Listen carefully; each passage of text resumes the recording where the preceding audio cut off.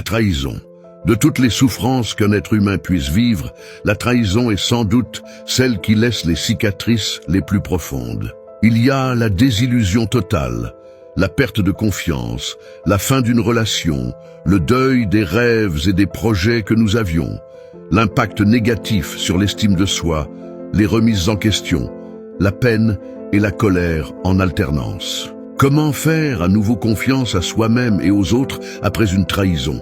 Pourtant, tout est parfait, même la trahison. Ce n'est pas notre âme qui souffre, c'est notre ego. Notre ego avait des attentes, des exigences et se croyait meilleur. Il se voyait déjà grand et se croyait en contrôle.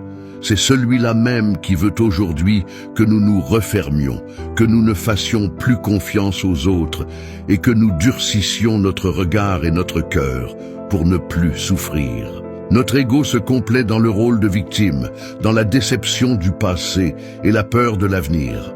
C'est un grand exercice d'humilité pour notre ego, et l'humilité rapproche l'ego de notre cœur. Si nous acceptons que tout est parfait, si nous sentons que notre âme est intacte, et si nous savons tirer les enseignements de cette expérience, alors la souffrance diminue et peut même disparaître. Notre ego est alors ramené à des proportions plus humbles. Guérir de cette blessure ne veut pas dire que la trahison n'a jamais eu lieu. Guérir veut dire qu'elle ne contrôle plus notre vie.